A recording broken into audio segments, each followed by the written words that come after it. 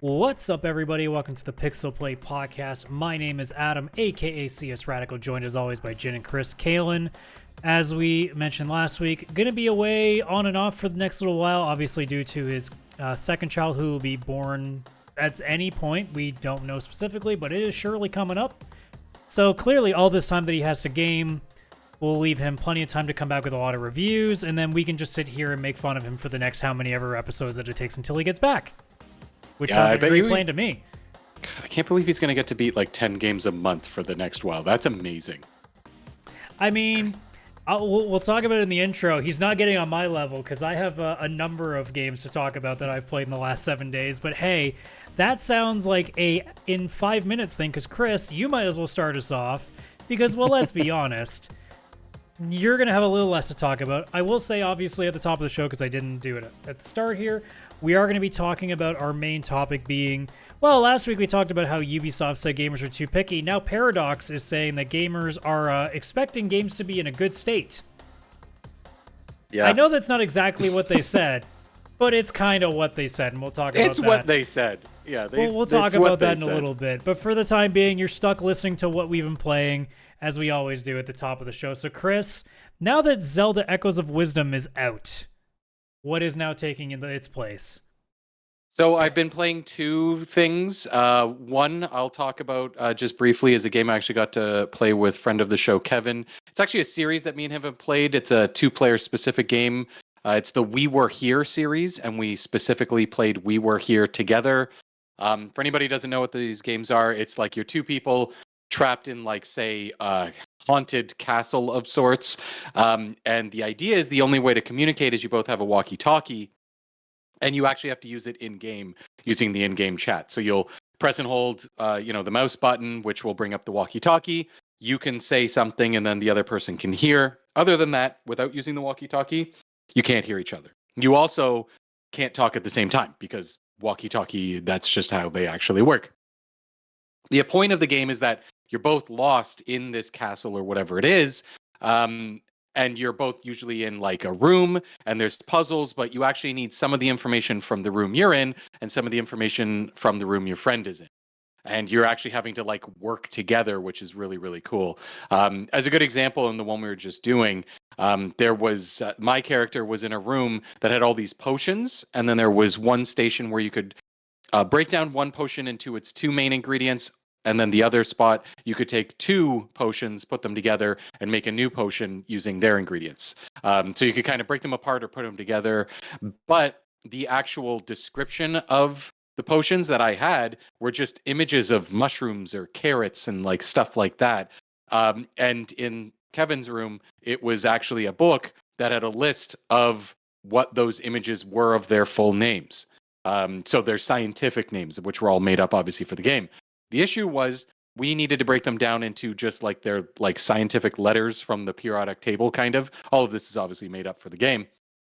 But that book was in my room. So I'm looking at the potions. He's telling me what we need. He's going into his book, getting the scientific name. Then I'm taking the scientific name, looking at my book, and trying to figure out what that, element is on the periodic table, and seeing if it is actually the ones we need. Where you took three elements, combine them, and you end up getting the item you need to escape that room. So it's very cool in the sense that you have to communicate back and forth. It's a very cute looking art style, though kind of terrifying because there's like a lot of like creepy stuff in the castle. Usually it's haunted, or it's like it seems like there's an overarching story that I'm not fully picking up on. This is the third game, but there's always like this king and princess and jester kind of situation going on. But they're very fun games. It only took us like 6 hours to get through it. We played it like 3 different times, I think, over just a couple hours each time. Very, very fun. Great co-op. You can play online. The only thing is the online community isn't very big, so when you go on, you may notice there's only one game, but it's easy to hop in and just join somebody.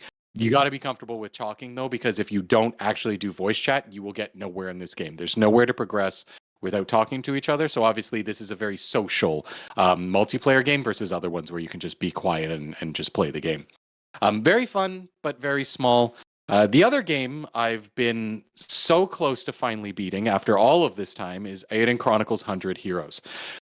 I'm going to, for anybody listening to this right now who hasn't played this game, if you care about spoilers, this is going to be a moment. I have to ask Adam something, and I cannot not ask it. So please, I'm going to say spoilers for Aiden Chronicles. Yes, the sharks are 100 the Heroes. best part of the game. Oh, is that not what you meant?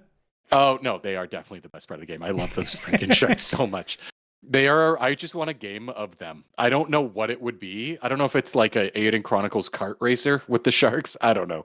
But yeah, no, I'm going to say some spoilers. So that's happening right now. Adam, I have a question. You collected all the characters in the game, right? I think Yes. you did. Did you plan on doing that and do that before you continued in the game? Or did you get to a certain part of the game, went, oh, hell's no, and backed up to go get the character? So I play games like this with a guide because I'm not playing it more than once. So I knew where the endpoint was. Okay. So I was And prepared for it. And you do know what happens if you don't collect all the characters? No, but I assume it's not as fun. It's not as fun. So I had actually given up on getting all the characters only because I had a couple left. One of them is a character you need to get 50 gold or whatever earned through the trading game, like where you buy, diamonds in one city, go to another city and sell them at a higher price. Making $50,000 was driving me nuts. The marketing stores, it takes 10 minutes for their stock to update or something like that. I wasn't going to do that one. There was another character you can only get by doing 15 of this cooking game in a row. And I kept getting stuck on this one where this robot chef was kicking my ass. Adam, I messaged you on Discord and I was like, have you played this cooking game? Why the fuck is this robot chef kicking my ass? Finally beat him. I'm sorry that you're just not that good at cooking, apparently. No, I used the same 3 recipes the whole game. A fried egg for an appetizer. That is usually how it works, actually.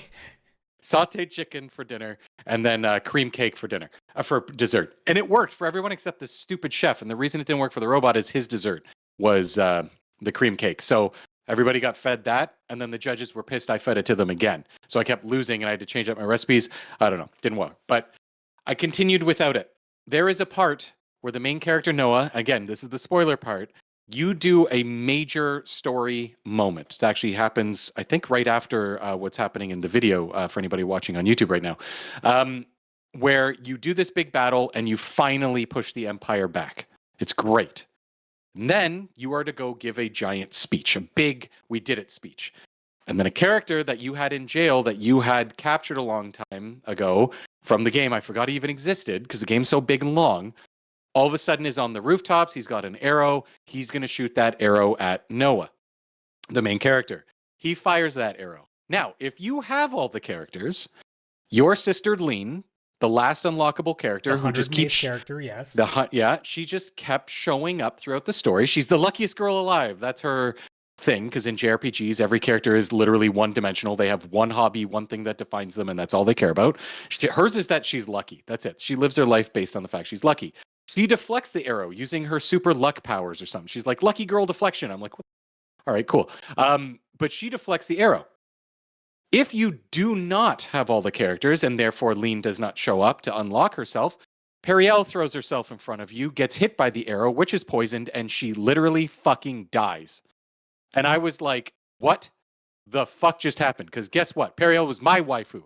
I don't have many waifus in games. Well, she was my you waifu. killed her, Chris. Why did of all the games you didn't completion? Why didn't you completion this? So she dies. I'm like, this can't be what's happening. They would not kill off this character. She's too important to the story. No, she fucking dies, and she's laying in a bed, literally dying, and she's like, my dad always wanted a son, and I'm a girl. I hope he'd be proud of me. She looks at her butler because she's rich. That's why she's my waifu. She's like, hey butler, do you think my dad would be proud of me now? And he goes, yes, he would. And then it fades to black and it goes, a few days later, everyone is still mourning the death of Periel. I'm like, she fucking died? That's how you also know that it's not supposed to happen, because he didn't actually put that much time into it. It's like, no. Go back and finish the game, jackass. Yeah. You knew what you walked into. This is a 108 character retrieval game. Fucking do the thing. So I'm upset because my waifu died. And I'm like, that's the reason I was fucking making my way to the ending of this game. I want to hook up with her. That's the whole point. That's going to happen. I'm the main character. She's the waifu. This happened. So I go on the internet and I'm like, okay, game, Aiden Chronicles, save Periel. How do you save her? And then I'm like, is there a way? Maybe this is just the story. Maybe this is where they went. No. The only way to save her is to literally have unlocked every character up to that point. So now what do? Do I finish the game as is? Or do I go back and save my waifu? You're damn fucking right. I went back. I was going to say, we know the answer with you. Oh, yeah.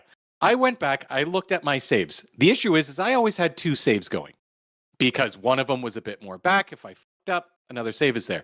Guess what? I'd used both saves right after Periel, right before that battle that I had to do, which is where Periel dies. And the thing is, if I load that, it forces you into the battle. You win the battle, you give your speech, Periel dies. Luckily, I had an autosave that hadn't been overridden yet. However, it was 3 hours back in the game. So I loaded that fucker up, and I replayed the last 3 hours of that game. Worth it. And then went and I spent, so far, 10 more hours getting the last fucking characters of the game. Then once that was done, I redid that battle, saved, and Periel actually lived because the sister shows up. How many roughly were you missing? Fuck yeah. 5. Okay, so it wasn't that many. It wasn't many, but it was all the extremely time-consuming ones. So there was the cooking one. So let me guess. Did you finish the chef one before that? No. Okay, so there's one. I had like 5 more of the Did chef you do the Beyblade stuff? Absolutely not. I hadn't even started it. Yeah, that makes a lot of sense because that is a long time sink and it sucks. Yeah. So that's out of the 10 hours, I would say probably 5 of it is just playing Bygoma or whatever it's called. It's Beyblade, let's be real. It's Beyblade. So then I also noticed in that, here's another fucking fun fact. I'm swearing so much of how much this game, I love it, but frustrated me by killing off my waifu. So I went and I started that whole Beyblade side quest. I noticed an achievement started showing up. Exactly where this is going to. And the achievement is beat every freaking character in the Beyblade minigame. I'm like, heck yeah. Because I looked, I was at like 77%. Because in order to do the whole thing, or as I was going through the side quest, there's so many freaking people you have to beat. I also had to go grind out monsters to actually get good Beyblades that didn't kill me. And I was like, oh my gosh, this is going up. I'm so close. I finished the quest line and it's at 93%. No, I think it was actually like at 85. So I looked, there was a few just other characters in the towns that I hadn't beaten yet because they weren't required for the minigame. So I went, I beat another 5 of them. Then it got stuck at 93%. I'm like, I don't get it. I'm looking at the list of everyone to beat. I beat them all. And I beat everybody in the main quest line. What's going on? No, you got to replay freaking Reed, one of the people that you recruit. He's now the hardest fucking guy in the game. And there's some sage in the old building I was in where this all started. And I went back there and tried to beat him. I can't beat him. And there's this mythical tablet that you have to get 5 Beyblades for, and it'll turn into the Super Beyblade, and then maybe you can beat them. But I only have 1 out of 5 of those freaking Beyblade things. So I'm like, no, screw it. I'm not getting that achievement. I'm at 93%. I will live with it the rest of my life. That's fine. This is so annoying. Ugh. And then I noticed other achievements, and then I got lost for another 6 hours doing stupid things like collecting every single card in the card minigame. At first, it was just buying booster packs. I was fine. Then I'm like, why aren't the last 4 unlocking? The last 4 are unlocking because you have to beat 10 level C characters to unlock 1 card. 10 level B, 10 level A, and then 5 levels S. So this is why achievements in JRPGs are annoying. Yeah, it took forever, but I also needed it to take forever because I'm waiting for the missions that I'm running on the side to get me materials so I can fully upgrade my town, because that's another achievement. Oh, and I've got 1 more to go, but it's one of the ones to upgrade the theater, and I need a script, and that's a 1 in 20 chance of showing up in Edelweiss, which I just liberated. And it only apparently refreshes every 30 minutes. So I was trying that, but then I read somewhere online that you can wait 30 minutes, save at the inn, and then go, like, load your save. Yeah, I was refreshing my save a lot of times until it worked. Yeah, I'm going to do that because it's the only one I can't get. And I have there are a few things. Look, it's still a 6 out of 6 game to me, but there are a couple of things where it's like, guys, come on. Yeah, I have all the materials. I just need the script to upgrade my town. Like, why does it have to be a random chance to show up in a shop? Just let me buy the thing. Yeah, just let me buy it. So, yeah, I'm waiting for that script to show up, which is a 1 in 20 chance, apparently. Once I have that, I'm going to finish upgrading the town. The one last thing where I'm just missing the script. Once that's updated, I'm actually apparently at the final battle because I did liberate Edelweiss. So I'm just going to go to the final battle, storm the final castle, and take out the dukes or whatever's going to happen. I'm pretty sure that, if I'm not mistaken, too, that script is like a script that's actually part of the side-scrolling beat 'em up game that they made. Yeah, it's the Eiyuden Chronicles Rising script. So you actually tell. I had a friend of mine that actually finished that recently, and he loved it. I couldn't get into those games, but like he swears by that one, and he actually stopped playing 100 Heroes to go finish Rising so he could actually get the free content and start over again with it. I didn't realize it was like CJ, the kangaroo character. CJ, I forget his name. What's the fucking kangaroo guy? And Isha, I believe. Yeah, the like. There's actually a lot. Girl. Like I saw little bits when he was playing in one of our Discords that we're friends in. There's a lot more characters that show up in that game than you would expect. It's not like 3 or 4. It's quite a few actually. Oh wow. Like Malore's in there for a little bit. The magical girl. Like there's a few of them, and sometimes it's literally for just a second, but they're there. Yeah. Well, yeah, I've been playing. I actually stopped playing so I could come down and podcast. It's still actually running because I want that 30-minute timer to go so that I can then go save and check the shop. And if it's not there, I'm just going to keep reloading my save until at this rate, there. you'll be finally done at the end of for next episode. But you know. Oh yeah, I may even just beat it tonight. I may actually just keep refreshing, get that script, go finally beat the game. I don't care if it's 2 a.m. I'm just gonna frickin' do it because this game has been a pain in my butt, but it's not the game. The game is beautiful, but there was a corrupted save. I lost 12 hours, had to redo it. Played a lot of it. Realized my waifu died. Had to go back 3 hours and do it. My stupid achievement brain turned on. I lost 10 more hours. And that's how you know how good the game is because he's still keeping with it. Yes. Oh yeah. All of this has happened and it's still probably one of my game of the years. It's contender for game of the year for me for sure. Like I've enjoyed playing this more than Final Fantasy VII Rebirth, which is crazy. That is crazy for me to say. No, it isn't. Rebirth is overrated. That's true. That is a little true. But yeah, I think it's just like this hits all the boxes, minus if you're an achievement hunter. I looked at some of the achievements, beat every single character in cards, beat every character in Begoma, win every race in that egg racing thing, come first place in all the shark. Yeah, it's definitely one of those games where it's like, okay, guys, you could have at least been a little nicer on the achievements for this one. You can have like 1 or 2 of those, and they were like, no, at least 5. Yeah, it's ridiculous how some of those are. Upgrade every single character, all like 108, all of their weapons to max level, which is level 15. You need like $3 million. I've got like 400,000. What the hell am I supposed to do? I just can't. So I upgraded the characters I need, but I'm not going to do that. No, I'm going to upgrade the town and then go beat the final boss and then uninstall the game so I don't go back in. That's what I'm going to do. Because the only reason it's still installed on my game is that once in a blue moon, if I have friends over, I boot it up just so they can mess with the theater because it's such a fun thing to do. I got the achievement for getting an S rank in the theater. I did That's Romeo not an and Juliet. Achievement. The correct achievement is to get like, I don't think you can, but the correct achievement would be to get an F rank because that means it's beautiful. Yeah, I had done the S rank to get the achievement, and then I immediately just fucked with it, and I put like Romeo and Juliet with the 3 sharks is the fucking best. Yeah, I had Romeo and Juliet as like Scarlet and whoever the guy shark is. I had them. And I don't even remember who I had as the others. I was still busy laughing at the 2 sharks doing Romeo and Juliet. Romeo, where ye be at, Romeo? So good. And the fact that like for that specific thing, they did not need to do this, but they voice acted every single one, every single role for every single script, and they decided point blank, it's like, all right, you're doing this serious, you're doing this real hammy. And it's so good. Yeah, they did such a good job with that theater. Like I could get lost in that, but I can't. I have to back away. This game's already 60 hours in for me.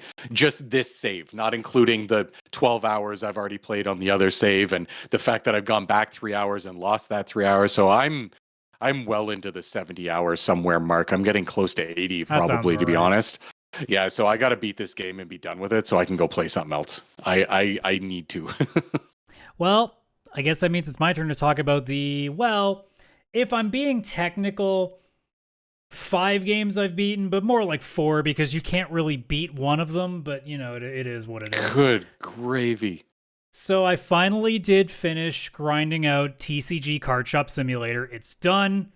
I'm level 80, which is the last thing you can unlock. I will say I had to mod a little bit to make it easier because it would take forever to grind it normally. So I have a few mods on PC where I can hold, because normally you can only hold as many as 8 cards, or 8 packs, I should say. I had a mod so that you can hold as many as you like. I think the max is like 1,024, which you'll never hit. But then I also had a mod that speeds up the opening process, so that way it at least made pack opening a lot faster. If I didn't have that, I never would have finished this game. It would have taken forever.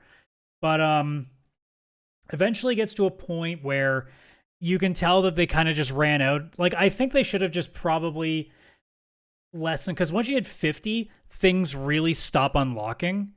I think the fact that they made things all the way up to 80, but it now became 50 and then 55 and then 60. I'm like, you guys could have just kept it down to like maybe 60 was the max and just kind of did that, because it made a lot of those levels just feel like completely meaningless. Because at that point, you've got almost everything. You've pretty much unlocked like everything. By this point too, your shop is how it's going to be. Like, it's done. Like, by the time that I hit 50, I had every piece of furniture where I wanted it. I just had a few shelves that were empty waiting for the things that I needed to unlock to put them on the shelf. And that was it. So it really was just kind of grinding towards the end. But again, like I said the last time I was talking about it, it's just a really chill game that just kind of takes up a little bit of time here and there. Like, whenever I was in a Discord with people or listening to a podcast and I had like an hour or something, it's like, yeah, I'll go mess around for a few more days, open up some more packs, get some other stuff. Again, I had a Pokemon mod on, but I have a friend who runs the Digimon mod of it, and there's slowly more and more mods that are coming in. I've seen some Yu-Gi-Oh mods start up. Magic the Gathering is finally starting to get some traction in there. Ooh, that'd be a good one. Some Honkai Star Rail mods on there for you waifu hunters. I seen a Dragon Ball Z one. There's a couple others that I'm blanking on, but either way, because what was there's like one like VTuber one. I'm just blanking on what it's called, but like there's definitely some different stuff, and also some things to kind of mess with how the building looks and things like that. So they've definitely gotten to a point, and this is still in early access, where there's some decent mod communities already building for it, and it makes me wonder like when this game is fully released, because there's a lot of things they've still yet to do in it.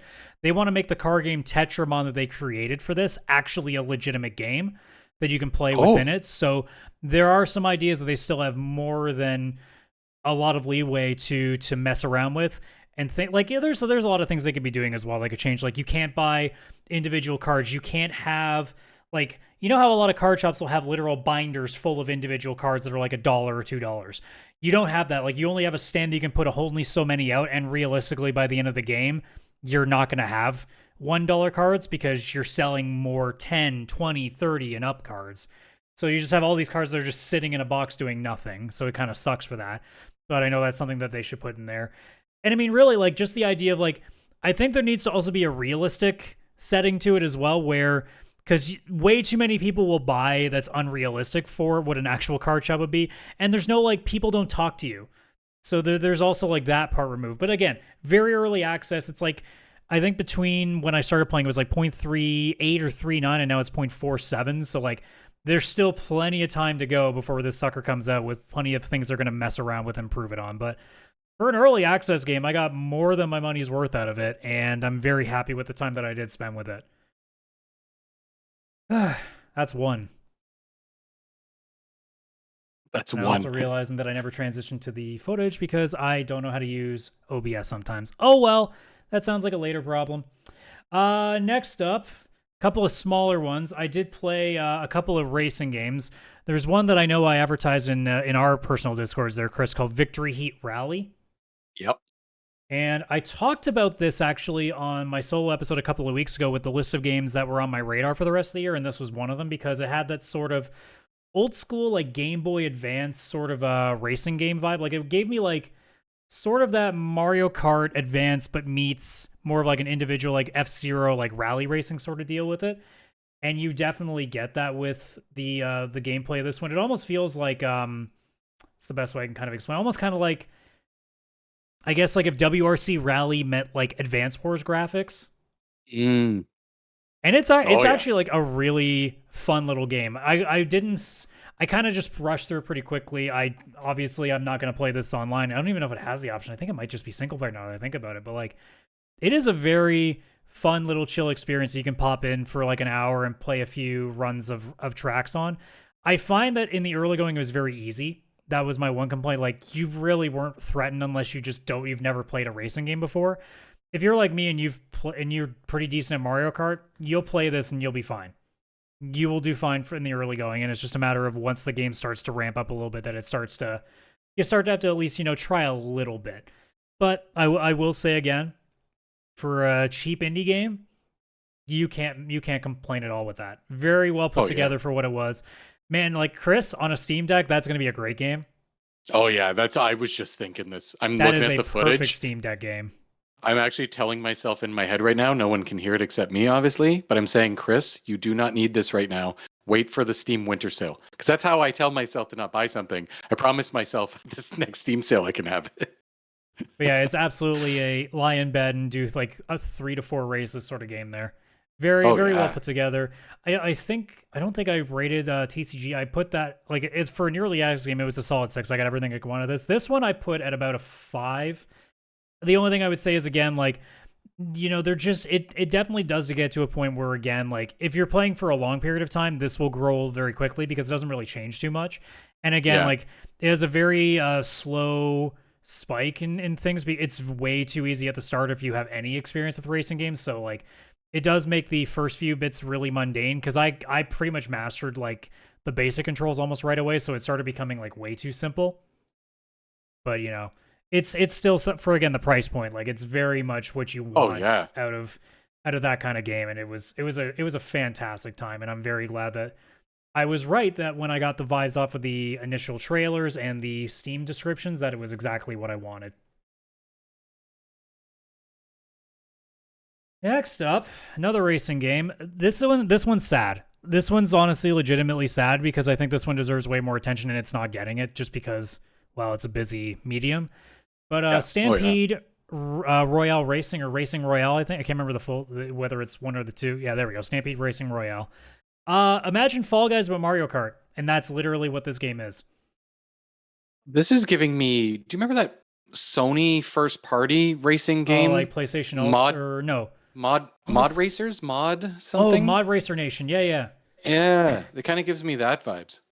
Yeah, this game is fucking fantastic. And the fact that, like, last time I checked, I'm going to go check again, but every time I look at it, it's basically like 100 or just barely 100 concurrent players, which is just, it's disappointing because obviously, it's okay. It's almost double its peak. It's now almost at 250, but the game needs 60 for a race.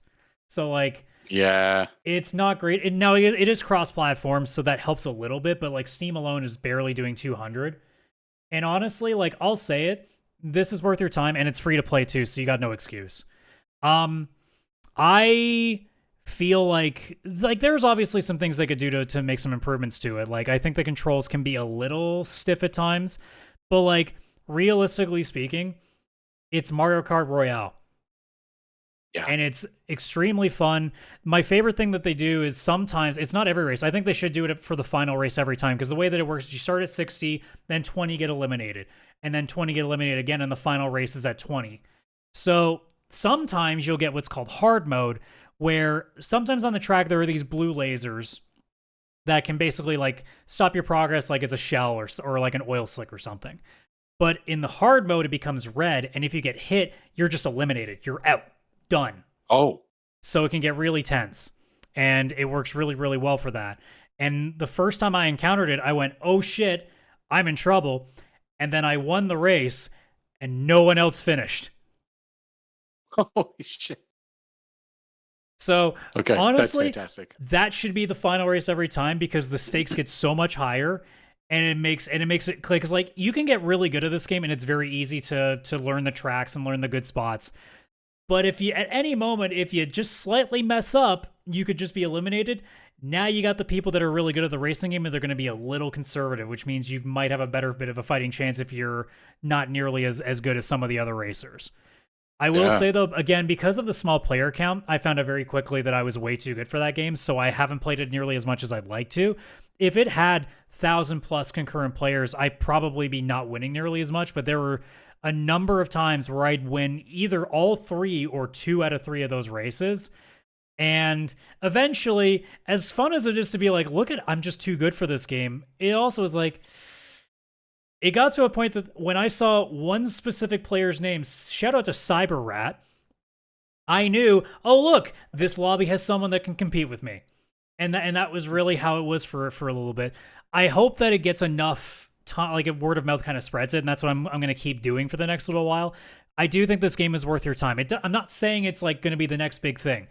And I'm not going to say that, again, it's a free-to-play game that's going to try to get you to spend money, although it's pretty generous early on. Like, if you're winning races, you're going to unlock stuff relatively quickly. And in fact, for the first season, they gave a bit of in-game currency early so that you can get the season pass for the first season for free, basically, and get some extra stuff that way. Because I know that they launched on console earlier, so this was a Steam launch. And I think, too, with the numbers, they probably went, okay, we need to try to get some more bodies in here.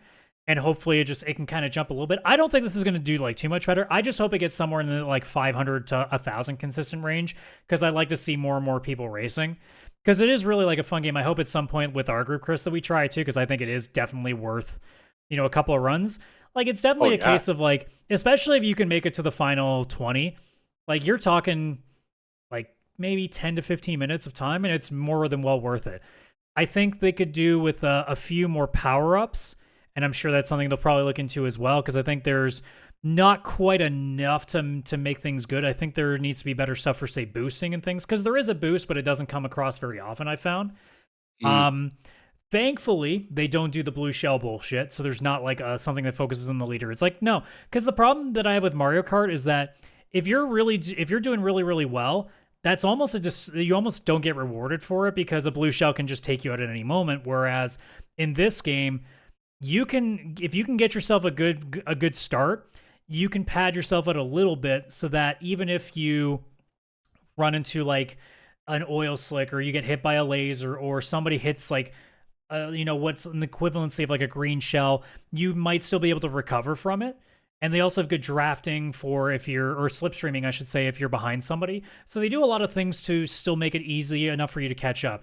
Now, the only thing I would say is that if you get a big enough lead, it can be almost impossible to lose it. So there are certain times, and I think that's also why with hard mode should be on every final race, so that way, if somebody is up by 5+ seconds, they could still hit the red laser and they're out, and all of a sudden the race completely changes. So I think there are some workarounds they could do. Again, I don't know if it's even considered a full release still. I can't remember if it's early access or not.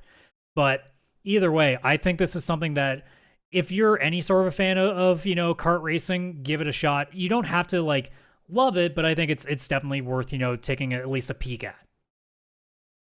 Yeah, this looks super fun.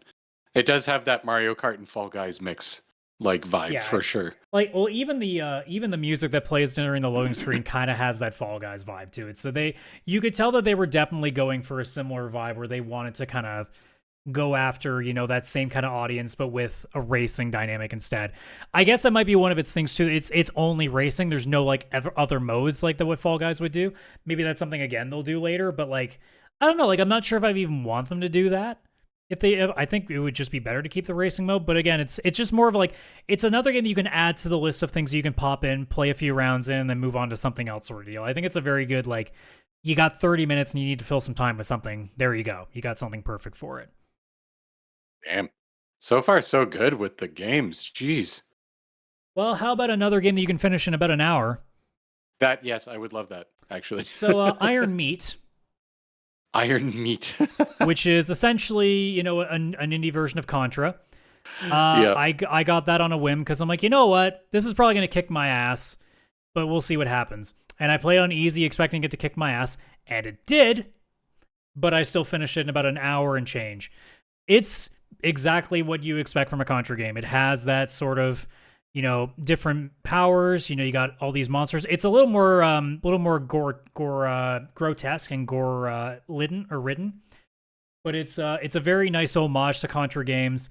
Much like Contra games, there are certain weapons, like on screen right now, if you're watching the video version of the show, the beam or the bee power up is the one that you have to get. It is always the best one. Similar to how in Contra, there's always that one that you got to get before it. The bosses are very interesting. The different types of enemies you can walk into, the level design, like, it's all very well put together. There's one battle where you're like slowly moving across a moving I guess aircraft carrier sort of deal, and the way that Mhm. that level's design is just really really cool. So like I can't really say much more about this one. It's a solid 5.5 sort of game. Like it's just a new Contra. Really. It's just Contra, but actually good because whenever uh like what was it, Contra Hardcore or Rocore or whatever it was, Yeah. it wasn't that great. See, if you want to play a Contra game so badly, but you don't want to break out the old one, play Iron Meat. You'll get more than what you want out of that. This is exactly what you're looking for in a Contra game. But I did have to save the best for last. I'm just queuing up the video on that one. So, Best for last. remember how I Oh. said the Aiden Chronicle Rising game I wasn't too big a fan of because I'm not too big a fan of the side-scrolling beat-em-ups? That's a lie. It just has to be a game called Yars Rising. That's Yars Rising. Also, didn't realize that Atari still published games. And this is an Atari run game made by WayForward as a developer. That's the only reason I know is because I researched it recently. Yeah, I forgot that I actually do somewhat like Metroidvanias, because that's what this is. And it has a sort of not cyberpunk, but sort of a like pop punk, like bubblegum pop, like sort of punk vibe to it. Your character is, bright blue haired, hacker girl, has that very like lazy, I don't want to get out of bed gamer sort of attitude that ends up getting put into a situation where she's got to save the world from an alien invasion because that's what you do on a Friday afternoon. But like visually, great vibes, has a fantastic sort of a bright neon sort of vibe to it. The soundtrack in this game, legit, is fucking amazing. You know how Chris, like, we both are big Game Chops guys. Oh yeah. They have very good either lo-fi or beats soundtracks in this game. It is fan-fucking-tastic. To the point that I am upset to this day that none of this music is available on Spotify right now because I need to add that to my fucking playlist and I can't. That's weird. It's not on there. It might just be a like, who knows, also with Atari, who knows how they might be licensing stuff.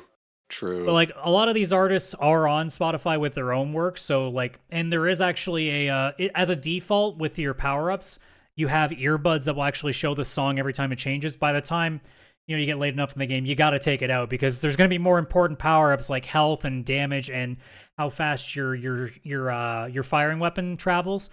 But it has a really neat gimmick in that you hack, but it plays it almost like a an old school Atari like Alien or Space Invader sort of deal in how you hack things. It has different sort of situations where sometimes you have to shoot the things to open stuff, sometimes you have to eat away at things, sometimes you have to go through a maze and avoid lasers to do anything. And there are power-ups that can make things go either faster. Your gun can shoot faster, you can eat the blocks faster. Or, maybe your big cannon that actually takes away the final enemy can go a bit faster. So there's a lot of different customization to it. By the time that I reached the end, it was mostly, okay, I'm going to double my health. I'm going to make my main weapon go as fast as possible, do as much damage as possible. And they also give you, of their traversal methods, you'll have like a dash down the road. You'll have a hopping from wall to wall sort of ability. You'll have a sort of like a fly and float ability. Like it's very much like a Metroid game where you slowly accrue new powers, you slowly open up more of the map, and every time that you open more of the map, there's secret locations that you couldn't have unlocked before that you'll be able to do there too. This is a game that, and also like the bosses, my one worry with this game when I started playing is like, okay, how hard are the bosses going to be? Not an issue. There's one boss in particular that took me a few tries, but generally speaking, as long as you've paid attention to what the new power-ups are going to do, and you keep an eye on what the visual cues are for it, you'll be fine. It might take you a couple tries here and there. Also, there is one boss in particular that I fought that I didn't even try. That was a speedrunner strategy where I literally just, because normally if you just hit, with the thumb like you normally would when you're playing on a controller, and you just can move around, it's fine, like a decent speed. And then I realized she doesn't move very much, so I'm just gonna hold the controller down and just go mad on this and not actually move. And that was fine because I never lost enough health for that to be an issue. So there's a couple of things you can kind of cheese it a little bit with just by like button mashing your laser to go through it. But like boss wise, relatively fair. I was surprised. I thought there would at least be one where I was like, this is bullshit. Didn't really happen. There's a few areas where the backtracking can be a little excessive, because around the maps you'll eventually find elevators that will help you with your quick to travel to get to certain areas faster, so you can obviously do more backtracking and stuff. There are some areas in particular that take way longer than others to get to, and I was a little disappointed by, but like very minor complaint there. This is, I don't think, gonna make my top 3, but it really made me think twice, because like between games like Until Then, Helldivers, Aiden Chronicle, Bellatra, like this might be like top 5 right now, and it's very interchangeable because I got a number of 6s this year, and this one is like, I was genuinely shocked how much I like this game. And because it's, you know, the gameplay is very solid, the soundtrack is just fucking incredible, the visuals are great, I like the dialogue between some of the characters. In fact, the main character will talk to herself a lot during the course of the game. There are times where she'll be like, man, you know, I wish that, you know, there wouldn't be like so many lasers in this area. Maybe I'll finally get a break, and goes to the next room and there's like 20 lasers in that room, and she'll be like, I should have known. Like that sort of kind of dialogue. It's very, very funny.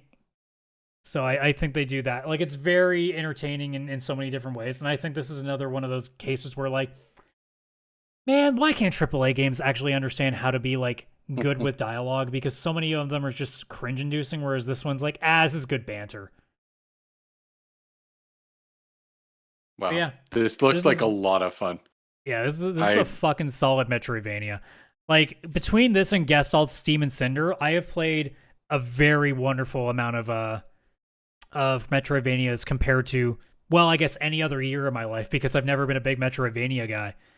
So there's definitely some good ones, and it makes me go, if I ever see one again that's getting like decent reviews on Steam, might have to take a look at that too, because I haven't been steered wrong for the last couple of tries here. Yeah, that's solid. You don't realize this, but I've been wish listing as I go. I have Steam open. And I just assume that that's what happens anytime I play a game, because we basically have almost a similar taste in a lot of stuff. So we do. Realistically, if I like something, there's a 90% chance so are you. Yeah. Oh yeah. The lone exception are games like Cities Skylines 2, which, hey, that's a great segue into our topic about Paradox. Because, well, yes. You know, like Ubisoft saying that gamers were, you know, expecting a lot more from AAA developers, which, God forbid, yeah, of course we should. Paradox recently came out talking about Prison Architect 2 and how they are probably going to push it back a little bit longer now, because they want to make sure that it's going to be ready, because the initial wave of criticism towards Cities Skyline 2 because of, and I mean, Chris, you know, because you played it at launch, it wasn't exactly released in the best state. But for those who are unknown, like, give us just a cliff note on like how the game kind of launched. So when the game launched, it was playable. Like you could actually go in, you could still play through the whole game. It just had a lot of performance issues and a lot of bugs, unfortunately. The performance issues were very surprising because it's a city builder. Like, this isn't, you don't need to push graphics to the limit in this. To be honest, this game versus Cities Skylines 1, I truly didn't see much of a difference. It could have been like a lot bigger in like the map size or something like that, but I was very confused by the performance issues. You would actually be playing the game on PC. This isn't even on console, because I think it released on PC first. I don't even think it made it to console. It would be running on my system, and I have a 3080 Ti, which is a fairly decent video card. It was running under 60 frames per second. And as the game progressed, it got worse. The bigger my city got, the more people in there and stuff like that, I was running at like 35 frames per second. I would zoom out. It would go into the 20s. It was brutal. I do not know why the performance was that way, because that, to me, for a city builder to be like that, that is optimization and stuff. Again, I'm not a developer. There could be a lot more, but it just feels like it needed more time in the oven when it came to that. And then a lot of the glitch or the bugs were just more annoying things. Like, there's a mechanic where you can actually see people in the city now, like residents, and you can actually follow them, and you can see them get old. Like, you don't see them, you just see their stats, and you can see them grow old. In fact, there was an achievement behind having somebody follow them as a character when they are a baby and literally watch them or follow them up until they grow old and die, basically. first of all, that was glitched, the achievement. Second, it was all over the place. Like somebody would be born, get married, and then all of a sudden they'd be a teenager, get a divorce, have a kid. Then all of a sudden they'd kind of go and do something else. And they would end like people would get married over 20 times, have like 30 something kids. And it'd be like this person moved in May. In June, they had a kid. Okay, the next month, move out.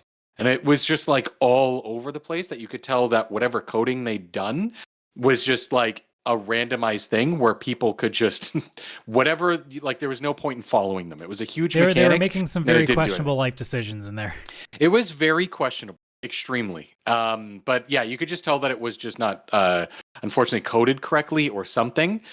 Because again, yeah, I don't think the game was meant that somebody would be married over 20 times and have over 30 different kids and just constantly be like, oh, they're getting a new apartment and living alone and they're looking for a new job. Like it just constant things. So I think that whatever, I don't know, ratios or the probabilities of these different things happening, yeah, they were way out of whack. And this was a character I still had that was in their like 30s. And it made no sense because, again, why has this happened? Like, it was just all over the place. So, yeah, performance was the most noticeable. That was the worst thing for me.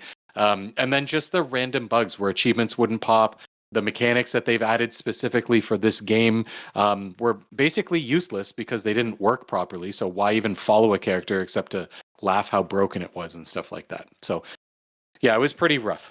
Pretty rough. Yeah, so I'll talk about a few of the quotes that they put. Now, I will say, like, this is nowhere near as, like, attacking of gamers that I felt like, say, the Ubisoft was. The statement here by Paradox is more of just understanding the reality of, like, how things are with how gamers are expecting things now. But they were specifically talking about Prison Architect 2. They want to hang on to it a little bit longer to make sure that technically it's high quality enough for stable release. What was the guy's full name here? I keep seeing his last name. Matthias Lilia. So he was talking with folks here at Rock, Paper, Shotgun. And one of the quotes that he said was this: "It's also based on the fact that we, in all transparency, see that fans right now with a squeezed budget for games have higher expectations and are less accepting that you will fix things over time.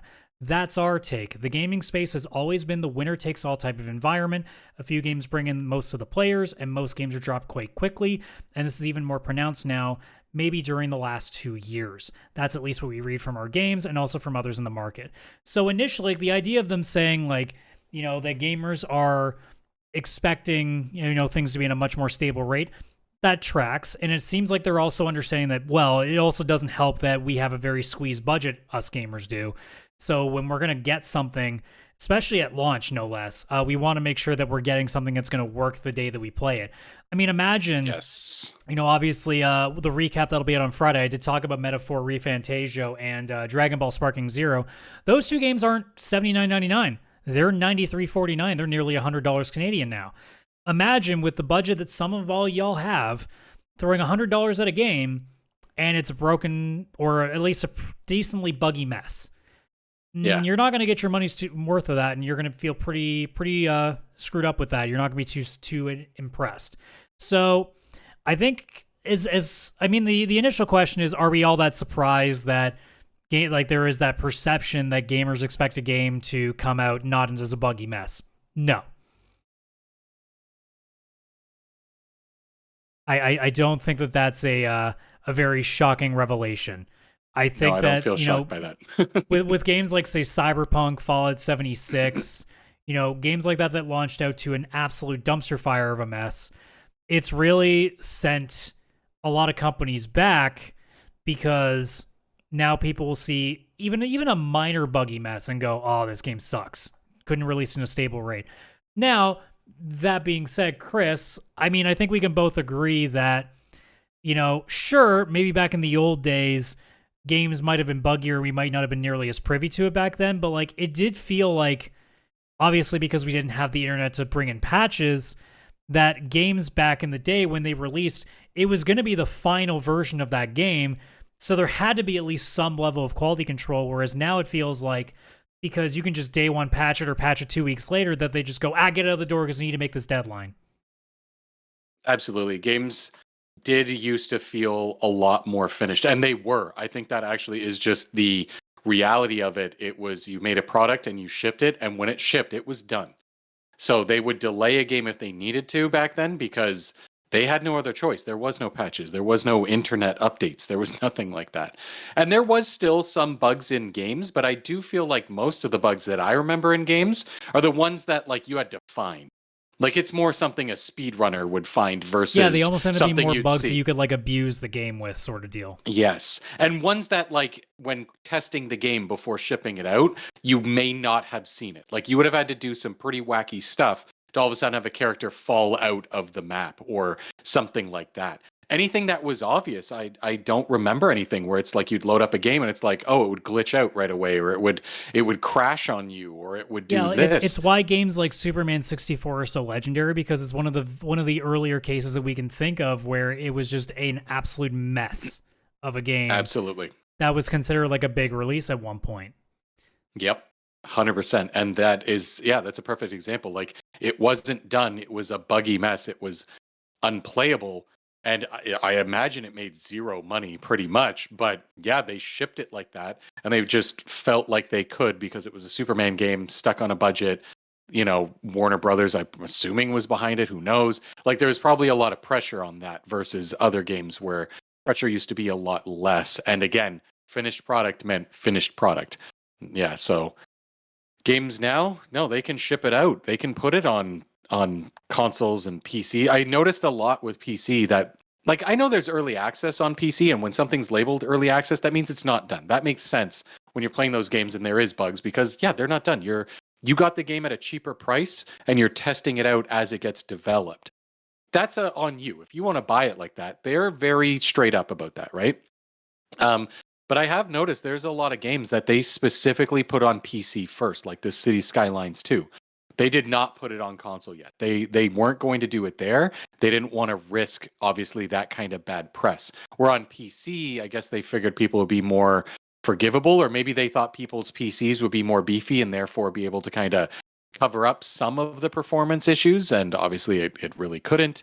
But I do notice that a lot of games now are released and they're clearly not done, but obviously we'll probably get to why later on in the episode. But Yeah, I mean, like, one of the first immediate things that I can think of, and this is kind of me kind of spitballing here, but I feel like a major reason why also a lot more games are coming out in a buggier mess is because, well, there are so many more, like, PC is the biggest example, right? Like, Digital Foundry, a lot of the time when they focus on stuff, PC is a big part of that. May you rest in peace, Total Biscuit. I remember his WTF is, and he used to talk about things like the FOV sliders, all the different options for what you could set if certain options like VSync were working correctly. Like, with PC, like, it obviously makes a lot of sense that there is a bigger potential for things like bugs and performance issues, because when you're building for so many different systems and so many different combinations of materials, that's going to be a much bigger thing. That you can make some good reasons for. You can make a case for why PC games are struggling. It's when we get into the console market that it's where you start seeing less and less excuses that you can give. And you take a look 100%. at, say, like, you know, how Cyberpunk launched on even consoles. Like, PC, it made sense, right? Because certain hardware is going to handle certain things with a game of that scope. But, like, sure, maybe even on a PS4 where it really wasn't that powerful, okay. But, like, PS5 also still had a lot of struggles. Xbox Series X still had a lot of struggles. So it's like, you know, at what point do we go, no, it's not the hardware, it's all the rush, it's all the time constraints, you know, it's the deadlines, it's all these little things. And I think also not every company is like this, but I do think there is a semblance of, they're going to pay for it anyway, just send it out and we'll patch it later sort of mentality. I think there 100%. definitely is some of that in some companies.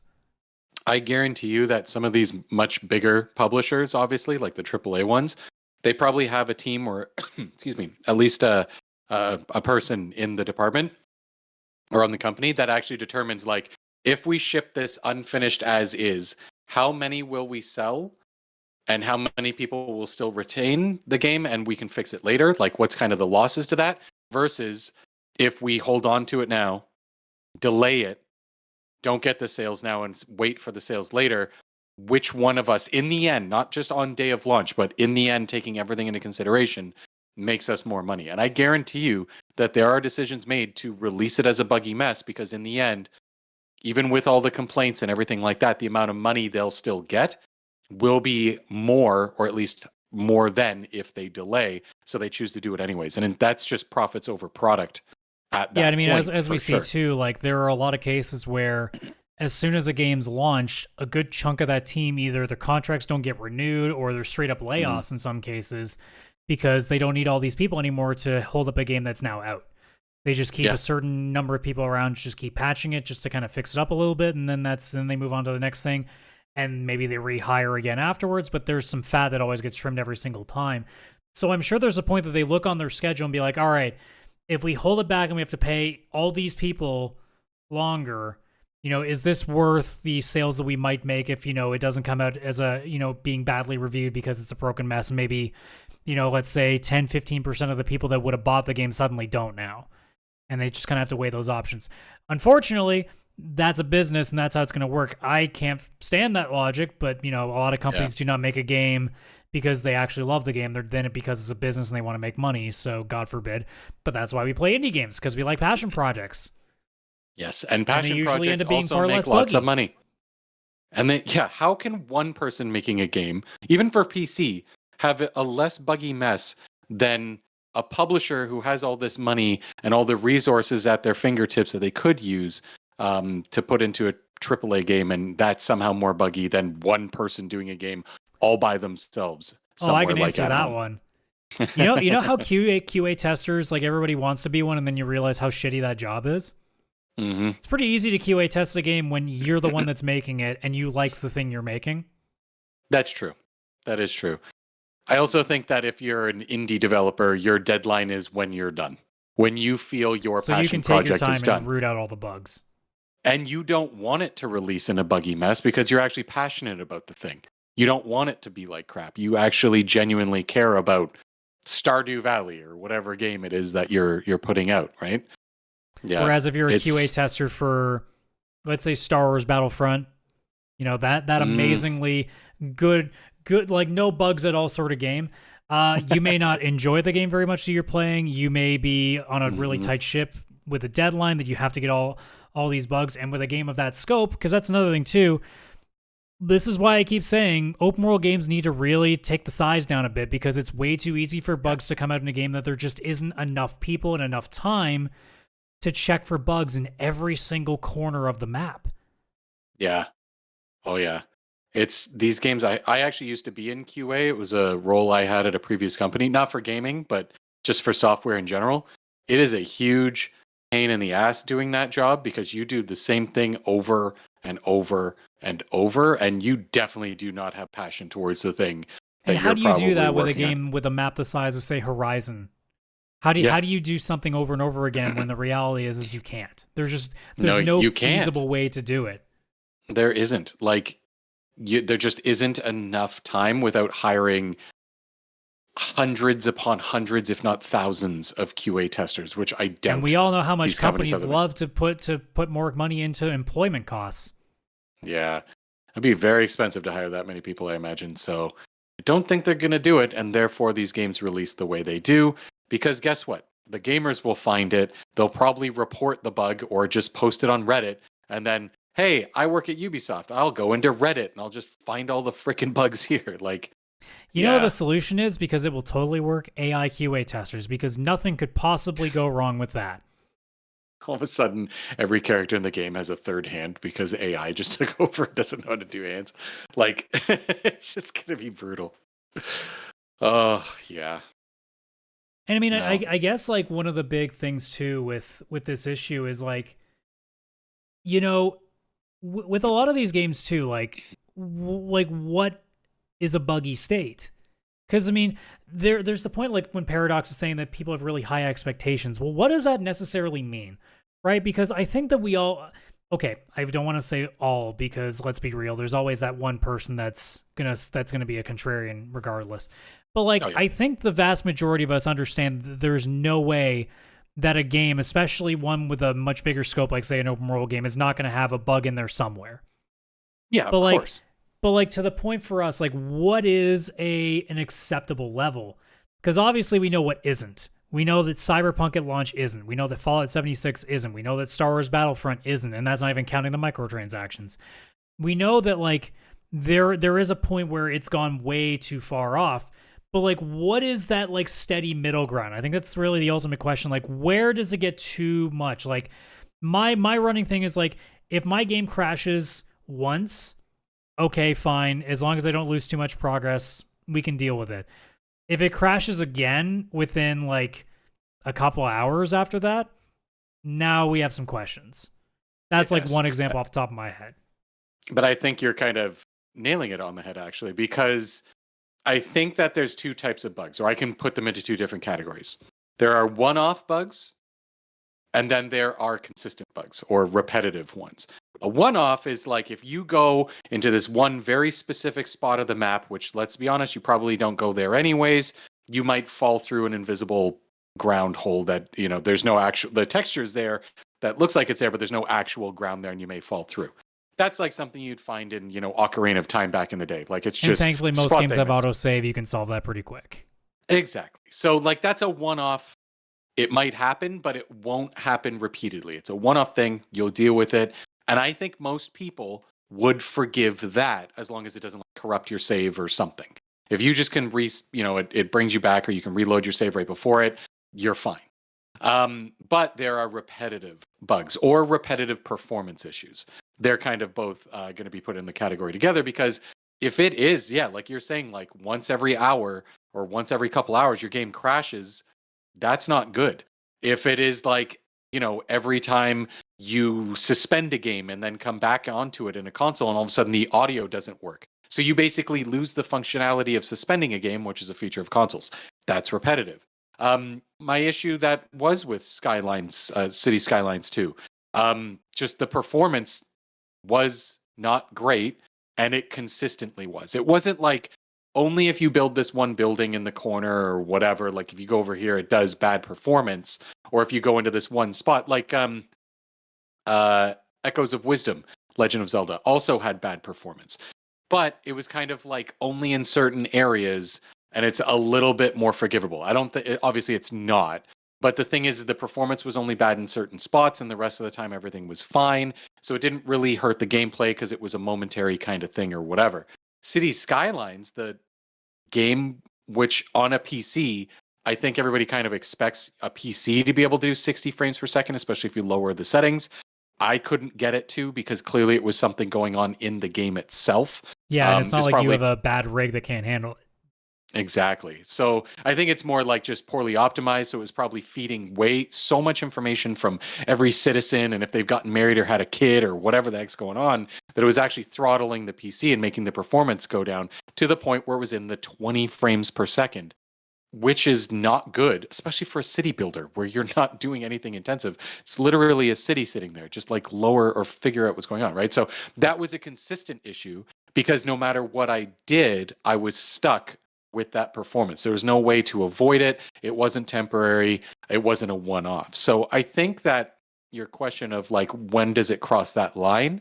I really do think it's like once it's no longer considered that one-off situation, whether it's a bug or performance, it's something that's going to be happening more than once. It's going to be an issue you actually now need to avoid yourself or have to accept and deal with something being at a lesser state than what you're expecting as an overall, performance or something like that. It's almost that case of like when you see something that's a little bit buggy, like say, when you see sometimes in games where like the face doesn't properly load and it's like that really like weird, like it's just eyes and a mouth and it just looks really fucking jarring. Yeah, Assassin's Creed Unity. Yeah, like when stuff like that happens. When it happens one time, you laugh, or when like a character just isn't there and they're talking to nobody. Sometimes it's funny. It's almost good. And then if it happens again, and you're like, oh, that's strange that that's happening twice, and then it happens again. It's really like one-offs are one thing, but when it's either a similar issue happening again and again, or instead of it being like 1, 2, maybe even 3 like separate instances of something different, it ends up being 5 7, 10, 15 different instances, it starts to add up. It's one of either two things. It's either the quantity, it's like the death of 1,000 cuts sort of deal, or if it's the same thing happening multiple times. Like, it's one thing for, something like a case of, if you get an item and it doesn't do the thing that it's supposed to, and it just disappears and you wasted that thing. Okay, maybe it's a one-off, something maybe just kind of got bundled in the code, whatever. And then if you do it again and it doesn't go, and then all of a sudden, like, you either realize the item itself is bugged, or it's just like an issue that's just happening specifically in this instance when you're trying to use it. Well, that's frustrating. Now it becomes like debilitating to you. And that's where I think once it gets to the point where it's actually actively preventing the player from enjoying the game that they're playing, because there's different levels to everybody too, but like eventually there's always going to be a point where it stops being, that was funny that happened once too. Okay, guys, I paid X amount of money for this. Like, why? Like, come on. Yeah, why is every face missing its skin and it's just eyeballs? That's terrifying. One-off funny. The whole game. And it could be little things too. Like, why is the lip sync so terribly off? Why are the facial expressions like either completely non-realistic or so over the top that they look really dumb? Like, take a look at what Mass Effect Andromeda's facial expressions were at the start of its game.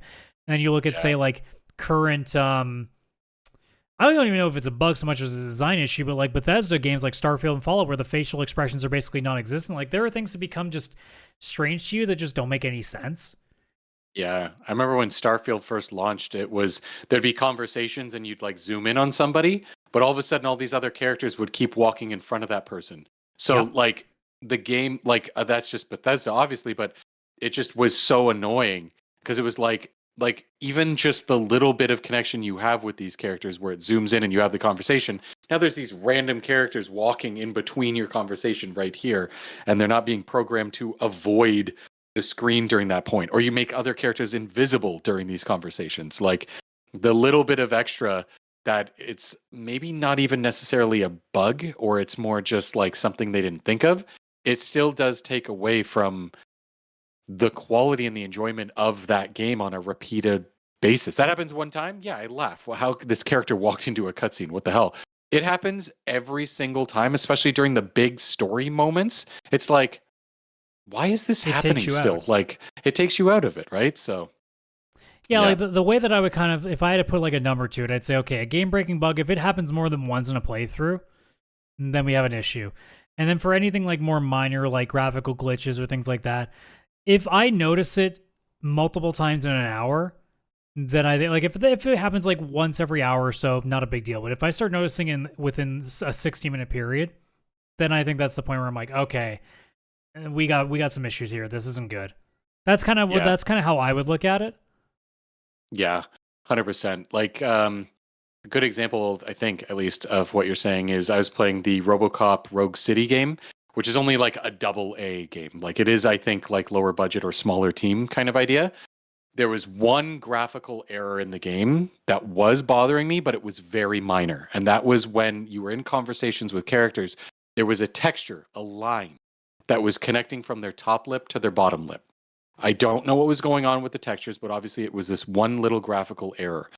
It wasn't enough for me to stop playing the game. It wasn't enough for me to think the game was in a bad state. And obviously I was a little more forgiving because it's AA and that kind of stuff. The thing is that is the smallest graphical error you can probably think of in a game. There's just a single line from the top to bottom lip of all the characters you talk to, but the conversations are great. The facial animations, everything else is still working. There's just this small, annoying line. And I almost was getting upset where I was like, maybe I should wait until they patch it. And I decided to keep playing it just because I don't know when that patch would come in. It's a smaller team, right? And that's the smallest minor thing. And it almost crossed that line with just that single line.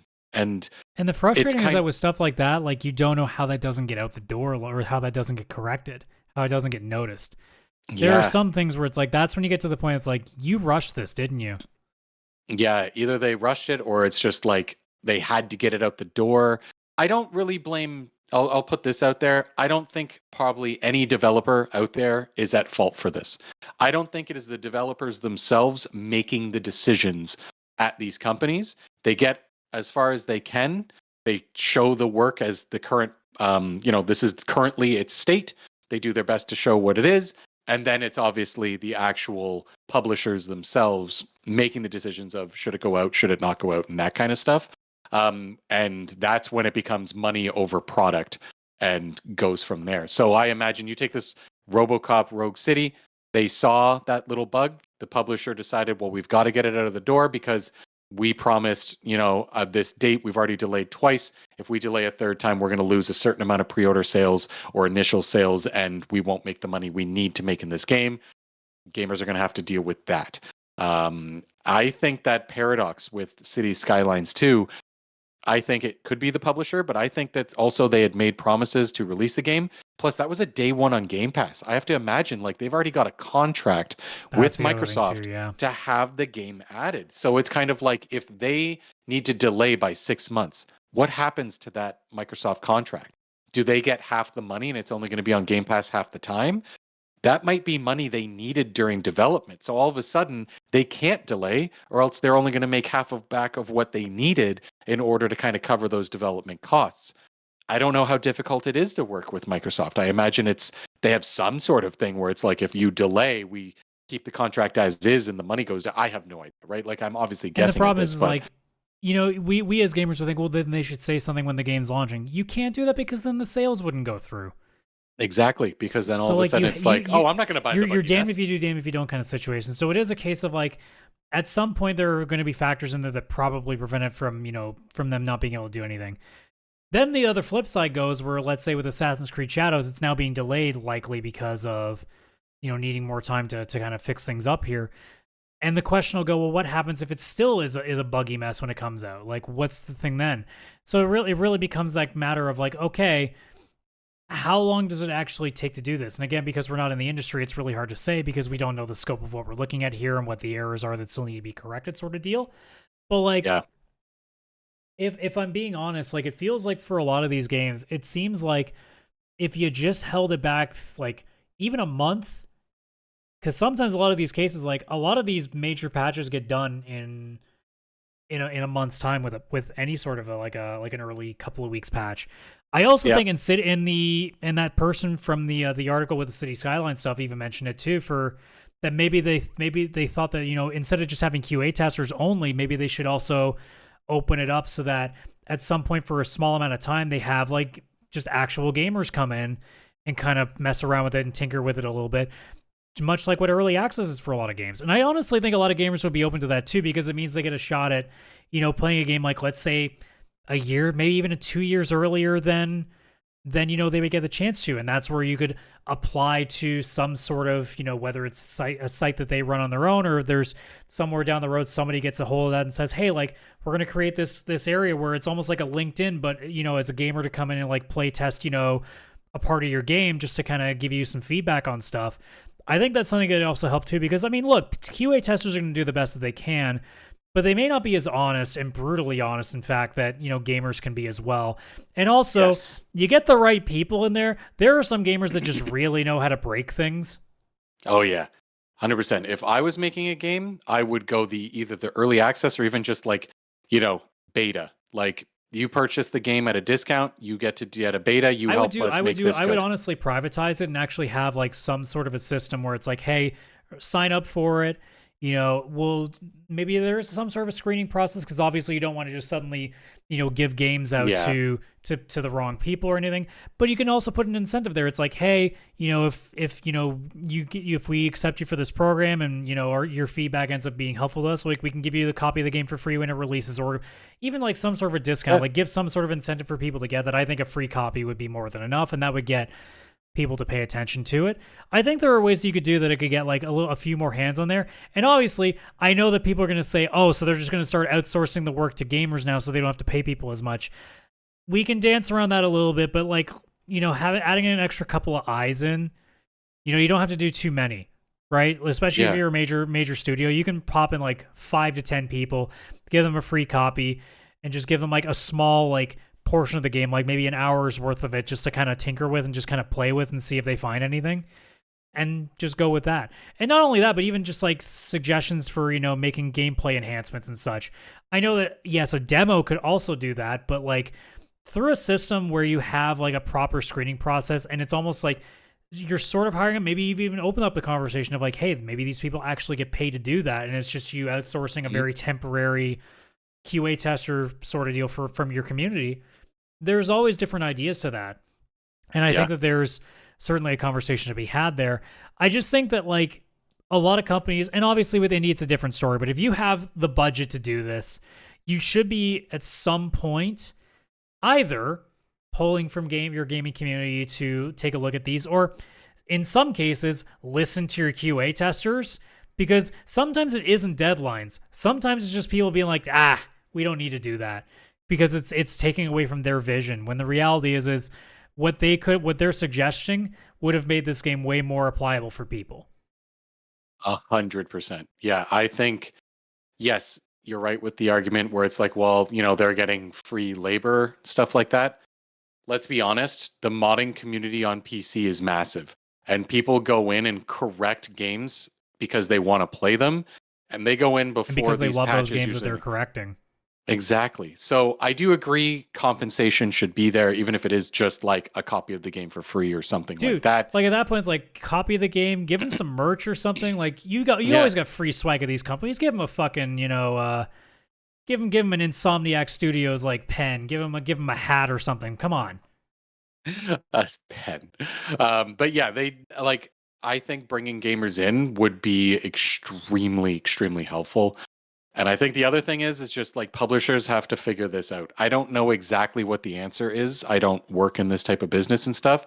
But if you take Cyberpunk, it was delayed like 2 or 3 times, like I think like up to a year later than it was supposed to. And they were crunching the whole time. And all gamers are obviously, we're all saying no crunch time. Crunch is bad. And it is. Obviously, no one should have to work that many hours for that long, right? But they'd already delayed a couple times, and it was coming up, I think, if I remember correctly, on their 3rd release window. And if they had delayed again, people would have been like, this game's in danger. Something's bad. Canceled pre-orders. People are going to back out. Now, they made the wrong decision because they released it and then literally had to pull it like later that day or the next day because it was that bad. Yeah, and refund it. So delaying it, if in a way, probably still would have been better. But you can appreciate that it's still a bad spot to be in. Maybe the simplicity is don't give a release date until you're almost ready. Like, don't And almost in a sense, like maybe the scope of games, as we keep saying, need to kind of shorten a little bit, because these projects are getting so ambitious that there's no way to predict when they'll actually be finished. Yeah, like pull the games back. We used to have 15 PlayStation first-party games a year or something ridiculous. That's a made-up number. I finished 5 games in the last 7 days, and they were all relatively short. And I'm not sitting here going, man, I wish that game was 40 hours. I didn't get my time out of this one. Yeah. No, I'm 100% the same way. I was so excited for that Contra-like game that you mentioned, Iron Heat Meat. Or whatever. Iron Meat. Yeah, like I can beat in an hour. I'm in. Give me that. But yeah, like I think publishers got to figure this out too, because lower the scope. Don't put a date on your game until you're like ready to give the date. Like this is when it's going to release. It can be very successful. The hype will be real if you give us a date a month or 2 before it actually comes out. It's, drop it. Great marketing for that month. I almost feel like dating something like more than a year in advance just seems like a waste of time. Yeah, it's ridiculous. Like, we didn't need all those Cyberpunk release dates because it just gets people disappointed. Avengers Endgame. You know why? Because it was a year, and we were actually really ready for that. Oh, the movie. Sorry, I heard Avengers the game, and I was oh yeah, that worked so well, Adam. But like that makes sense. But like, especially for a lot of like, there are some sequels where it's like you can give like a rough year date, and people will be like, oh cool, we'll have something to look forward to later. But like most games, we don't need to know the release date until like the quarter before. Honestly. Yeah. Also, your advertising budget is going to go down quite a bit by not having to spend the next 12 months trying to remind people that your game exists. Yeah. You need to put something in there because there's some sort of stat where it's like gamers need a little something. Just put the year. Because if it says 2024 and it's like, sorry guys, we're going to delay to 2025, there's those thoughts that people have where it's like, oh, it must have been like very close to the end of 2024 and now it's pushing into early 2025. Some people will still be upset, but it won't be the same where it's like, hey, April 11th, this game is out. Just kidding. Now it's Christmas. Oh, you thought Christmas? Just kidding. It's coming out in February and then it releases. Just don't say anything until the end of the year and be like, hey, this is coming in February. You're welcome. That's it. Gamers would be happy. You'd look like a superhero of a publisher if you did that. Ugh, I don't know. I mean, at the end of the day, we obviously want games to, we don't expect perfection. We just don't want games, especially if we're paying lots of, like if we're paying $70, $80, $100 on them. We don't want them to be broken because we barely have enough money to spend as it is. We don't need to be wasting on a game that we could have just waited 6 more months for. So absolutely. Yeah, absolutely. Well, I think that covers what we wanted to say here. So folks, that's going to do it for this episode. So obviously, if you're watching this on YouTube, like and subscribe. Got that comment section below. Let us know what you think about, when it comes to how games are getting released really buggy, like what your threshold is, what you think could be done for it in the future. Obviously, if you're listening to us on any audio platform like Stitcher, Spotify, Apple Podcasts, Google Podcasts, wherever you can get your lovely, lovely audio platform or audio podcast needs done there. If you can give us any sort of a like, review, rating, whatever you can give us there, please do so.